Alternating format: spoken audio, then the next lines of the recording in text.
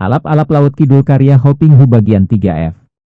Penguburan dua jenazah itu dilakukan pada keesokan harinya, pagi-pagi dan dilayat oleh semua penduduk Gampingan.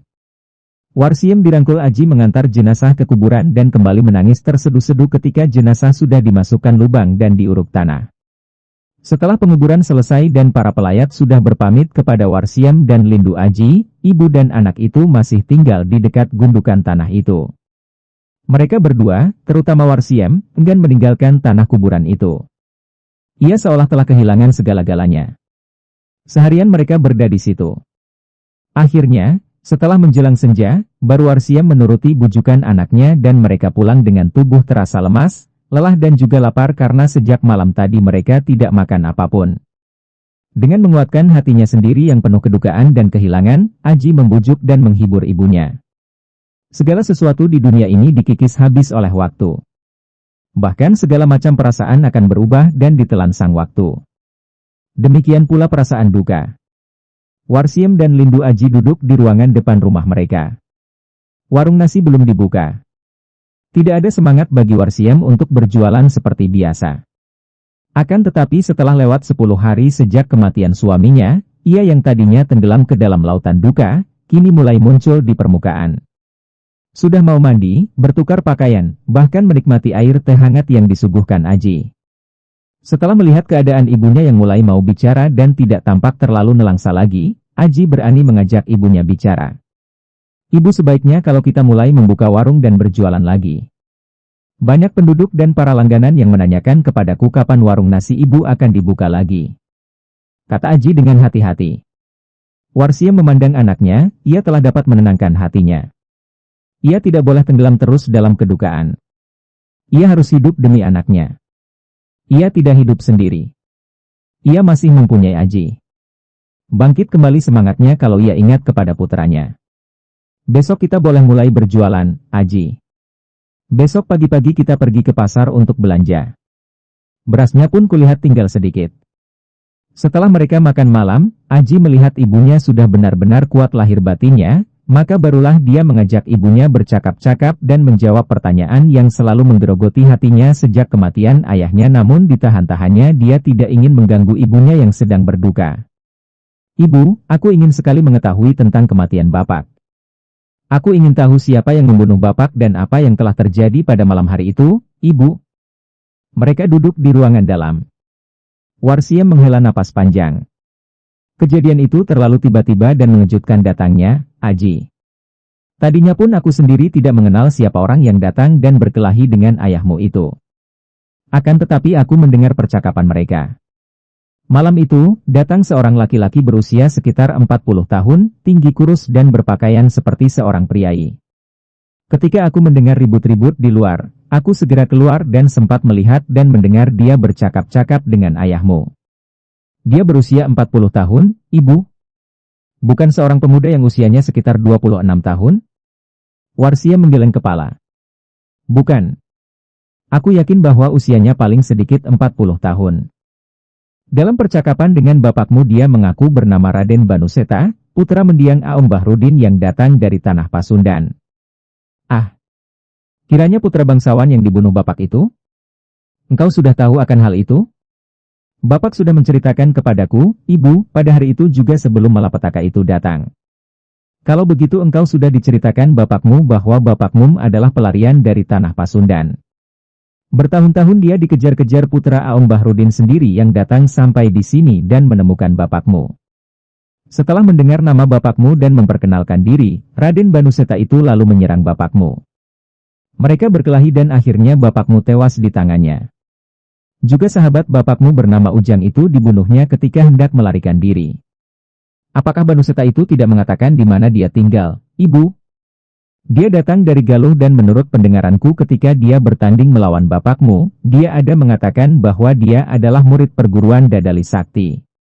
Akan tetapi, kenapa engkau tadi mengira bahwa pembunuh bapakmu baru berusia 26 tahun, Aji?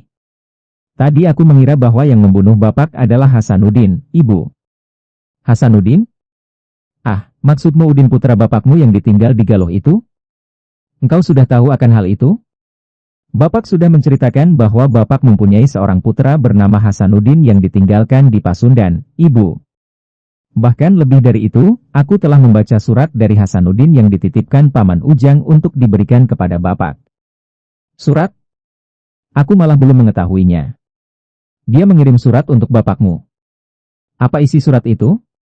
Wajah Aji menjadi kemerahan dan dia mengepal tangannya. Dia memaki Bapak sebagai seorang pengecut dan seorang ayah yang tidak bertanggung jawab. Warsia mengerutkan alisnya. Bukan itu saja, Ibu. Dia bahkan menulis ancaman bahwa dia pasti akan datang membunuh Bapak. Ah! Durhaka! Seru Warsiem kaget. Itulah sebabnya ketika melihat Bapak dibunuh orang, aku segera mengira bahwa Hasanuddin yang membunuhnya. Akan tetapi ternyata bukan dia, melainkan Raden Banuseta. Sejak saat itu, dua buah nama itu Hasanuddin dan Raden Banuseta, terukir dalam-dalam di hatinya.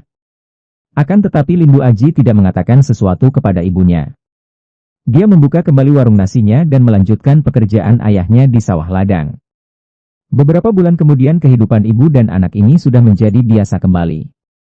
Biarpun suami yang dikasihinya telah tiada, namun karena ia mempunyai seorang anak, maka kepada anaknya itulah seluruh kasih sayangnya tertumpah.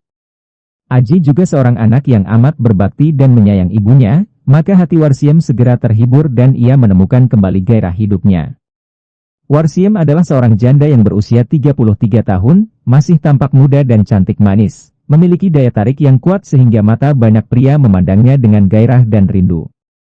Akan tetapi karena Warsiem seorang janda yang pandai membawa diri, pandai menjaga kehormatan, tidak melayani senda gurau laki-laki iseng, ditambah lagi orang-orang merasa segan terhadap mendiang suaminya, maka tidak ada laki-laki yang berani bersikap kurang ajar, walaupun banyak yang menjual lagak dan mencoba memikat janda itu dengan bermacam gaya. Adanya Aji juga merupakan perisai yang kuat bagi Warsiem. Semua orang tahu bahwa Aji, biarpun berusia 15 tahun, namun merupakan seorang pemuda yang memiliki kedikdayaan. Selain itu, ibu dan anak ini bersikap ramah dan baik sekali kepada semua penduduk dusun Gampingan, ringan tangan dan lapang hati membantu orang lain yang sedang kesusahan. Pada suatu siang seperti biasa Warsiem menjaga warung nasinya. Biasanya, warung nasinya itu ramai dikunjungi para langganan di waktu pagi untuk sarapan, juga di waktu sore menjelang tutup. Kalau siang, tidak banyak yang datang makan karena kebanyakan penduduk Gampingan di waktu siang sibuk bekerja di sawah ladang atau pergi mencari ikan di laut. Siang itu pun tidak banyak orang berkunjung dan di warung itu hanya ada 2 orang penduduk Gampingan yang kebetulan lewat dan mereka hanya berhenti untuk sekedar mengopi. Tiba-tiba muncul 3 orang yang lagak dan sikapnya menyeramkan. Mereka mengenakan pakaian serba hitam, tubuh mereka tinggi besar dengan perut gendut dan mereka muncul di depan pintu warung sambil menyeringai menakutkan. Warsiem terbelalak dan terkejut bukan main. Yang membuat ia terkejut adalah ketika ia melihat orang terdepan. Biarpun laki-laki tinggi besar itu kini sudah berusia 50 tahun lebih dan tampak agak lebih tua daripada dahulu, namun Warsiem masih mengenalnya. Dia bertubuh tinggi besar, gendut, bajunya terbuka sehingga tampak dadanya yang berbulu, mukanya bulat, sepasang mata lebar melotot dihias sepasang alis yang hitam tebal, brewoknya pendek dan kasar kaku, di pinggangnya tergantung sebatang golok. Dia adalah Singoiro yang pada 16 tahun yang lalu pernah mencoba untuk menculiknya, kemudian akan menikahinya, bahkan yang telah membunuh ayahnya. Sambil bertolak pinggang dan langkah digagah-gagahkan, Singoiro memasuki warung, diikuti 2 orang temannya yang juga bermata liar. Melihat 2 orang yang sedang ngopi, Singoiro mendekati dan menghardik dengan sikap galak. "Hei, kalian monyet-monyet busuk, cepat pergi dari sini." 2 orang petani itu terkejut dan memandang Singoiro dengan heran, akan tetapi melihat laki-laki tinggi besar itu meraih gagang golok dan mencabutnya sedikit, mereka menjadi ketakutan, bangkit berdiri lalu melarikan diri karena dapat melihat dengan jelas dari sikap 3 orang itu bahwa mereka bukan orang baik-baik dan pasti akan membuat keributan. Kini Singoiro memandang Warsiem yang masih berdiri di belakang meja warungnya. Laki-laki itu mengamati wajah dan tubuh Warsiem, tersenyum senang karena baginya wanita itu masih seperti dulu, bahkan kini semakin denok dan matang. "Hehehe, Warsiem, mana suamimu?" tanyanya sambil melangkah maju menghampiri. Warsiem tidak menjawab, melainkan perlahan mundur menjauhi. "Hahaha, Setan itu sudah mampus, bukan? Kalau saja dulu engkau tidak menjadi istri setan itu dan menjadi isteriku, sekarang engkau tidak menjadi janda. Akan tetapi sekarang pun belum terlambat, Warsiem. Engkau bisa menjadi isteriku yang ketiga, hehehe.